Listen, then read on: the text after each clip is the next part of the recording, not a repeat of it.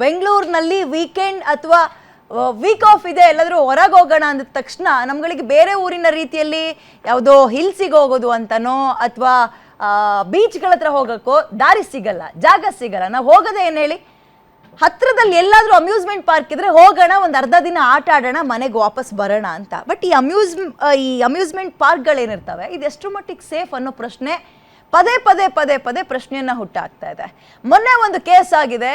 ಈ ಅಮ್ಯೂಸ್ಮೆಂಟ್ ಪಾರ್ಕ್ಗಳಲ್ಲಿ ಗೇಮ್ಗಳು ಗೊತ್ತಿರುತ್ತಲ್ಲ ನಿಮಗೆ, ಏನೋ ಹಂಟೆಂಡ್ ಹೌಸ್ ಅಂತಿರುತ್ತೆ, ವಾಟರ್ ರೈಡ್ಸ್ ಅಂತ, ಡ್ರಾಪ್ ಝೋನ್ ಅಂತ, ಇವೆಲ್ಲ ಆಡ್ಬಿಟ್ರೆ ಒಂದೊಂದು ಗೇಮ್ ಆಡಿದ್ರು ಅರ್ಧ ಮುಕ್ಕಾಲು ಗಂಟೆ ಸುಧಾರಿಸ್ಕೊಳಕ್ ಬೇಕು. ಪ್ಯಾನಿಕ್ ಅಟ್ಯಾಕ್ಸ್ಗಳಾಗುತ್ತೆ. ಹೆಂಗಿದ್ದಾಗ ಒಂದು ಜೀವನೇ ಹೋಗಿದೆ, ಒಬ್ಬ ಯುವತಿಯ ಸಾವಾಗಿದೆ. ಇದೆಷ್ಟರ ಮಟ್ಟಿಗೆ ಸೇಫ್? ಅಮ್ಯೂಸ್ಮೆಂಟ್ ಪಾರ್ಕ್ಗಳು ಇದರ ಹೊಣೆಯನ್ನು ಹೊತ್ಕೊಳುತ್ತವಾ? ಈ ರೀತಿಯ ಆಟಗಳನ್ನು ಆಡಬೇಕಾದ್ರೆ ಫಿಸಿಕಲಿ ಮತ್ತು ಮೆಂಟಲಿ ನಾವೆಷ್ಟು ಸ್ಟ್ರಾಂಗ್ ಆಗಿರಬೇಕು? ಆಟ ಆಡ್ತಾ ಇದ್ದಾಗೆ ಜೀವಗಳು ಹೋಗುತ್ತೆ ಅಂದರೆ ಅಥವಾ ಪ್ಯಾನಿಕ್ ಅಟ್ಯಾಕ್ಸ್ಗಳಾಗುತ್ತೆ ಅಂದರೆ ಇದಕ್ಕೆ ಹೊಣೆ ಯಾರು, ಜವಾಬ್ದಾರಿ ಯಾರು ತಗೊಳ್ತಾರೆ? ಇದಕ್ಕೆ ಸಂಬಂಧಪಟ್ಟಂತೆ ಚರ್ಚೆಯನ್ನು ಮಾಡ್ತಾ ಹೋಗೋಣ. ಇದೇ ಹೊತ್ತಿನ ವಿಶೇಷ ಡೆಡ್ಲಿ ಗೇಮ್ಸ್, ಸಾವಿನ ಅಮ್ಯೂಸ್ಮೆಂಟ್. ನಾನು ವಿದ್ಯಾ ಮಲ್ನಾಡ್.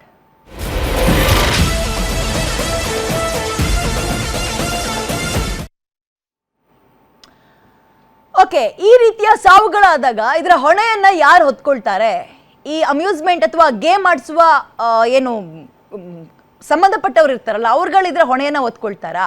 ಆ್ಯಂಡ್ ಈ ರೀತಿಯ ಆಟ ಆಡಬೇಕಾದ್ರೆ ನಾವು ನಮ್ಮ ತಲೆಯಲ್ಲಿ ಏನು ಯೋಚನೆ ಮಾಡಬೇಕು? ಇದಕ್ಕೆ ಫಿಸಿಕಲಿ ಫಿಟ್ ಮತ್ತು ಮೆಂಟಲಿ ಫಿಟ್ ಅನ್ನೋದು ಎಷ್ಟು ಇಂಪಾರ್ಟೆಂಟ್ ಆಗುತ್ತೆ? ಆ್ಯಂಡ್ ಇಲ್ಲಿ ವಯಸ್ಸಿನ ಅಂತರ ಏನು ಇಲ್ವಾ? ಯಾರು ಬೇಕಾದರೂ ಆಡ್ಬೋದಾ? ಯಾವ ಕಾಯಿಲೆ ಇರೋರು ಬೇಕಾದರೂ ಹೋಗ್ಬೋದಾ ಇಂಥವಕ್ಕೆ? ಪ್ರತಿಷ್ಠಿತ ಅಮ್ಯೂಸ್ಮೆಂಟ್ ಪಾರ್ಕ್ ನಲ್ಲಿ ಹಾಗಾದ್ರೆ ಅವತ್ತಾಗಿದ್ದಾದ್ರೂ ಏನು? ರೋಲರ್ ಕೋಸ್ಟರ್ ನಲ್ಲಿ ಯುವತಿಗೆ ಹಾರ್ಟ್ ಅಟ್ಯಾಕ್ ಆಯ್ತಾ ಅಥವಾ ಪ್ಯಾನಿಕ್ ಅಟ್ಯಾಕ್ ಆಯ್ತಾ? ರೋಲ್ ಆಗುವಾಗ 25 ವರ್ಷದ ಯುವತಿ ಯಾಕೆ ಭಯ ಪಟ್ಟಿದ್ದಾಳೆ, ಸ್ನೇಹಿತರ ಜೊತೆ ಹೆದರ್ಕಂಡೆ ಆ ರೋಲರ್ ಕೋಸ್ಟರ್ ನಲ್ಲಿ ಕುಳಿತಿದ್ದಾಳೆ. ಅದು ಜೋರಾಗಿ ತಿರುಗ್ತಾ ಇದ್ದಂಗೆ ಕಣ್ಣು ಮುಚ್ಕೊಂಡು ಕೂತ್ಲು.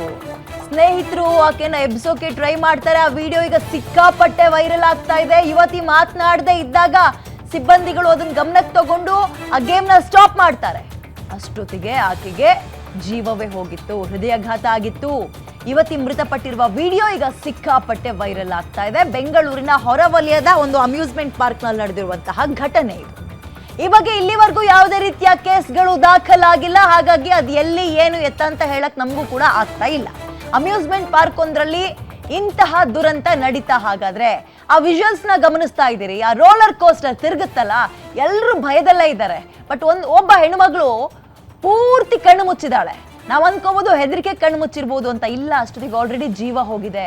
ಇದೆಷ್ಟರ ಮಟ್ಟಿಗೆ ಇಂತಹ ಆಟಗಳು ಸೇಫ್ ನೋಡಿ? ತಕ್ಷಣ ನಿಲ್ಸಿದ್ರು, ನೀರು ಹಾಕಿದ್ರು, ಎಬ್ರಿಸೋಕ್ ಪ್ರಯತ್ನ ಪಟ್ರು ಸ್ನೇಹಿತರೆಲ್ಲರೂ ಕೂಡ. ಖುಷಿಯಾಗಿ ಒಂದು ಅರ್ಧ ದಿನ ಟೈಮ್ ಸ್ಪೆಂಡ್ ಮಾಡಿ ಹೋಗೋಣ ಅಂತ ಬಂದಂಥವ್ರು ಜೀವ ಕಳ್ಕೊಂಡು ಹೋಗ್ತಾ ಇದ್ದಾರೆ ಅಂದರೆ ಇದ್ರ ಅರ್ಥ ಏನು?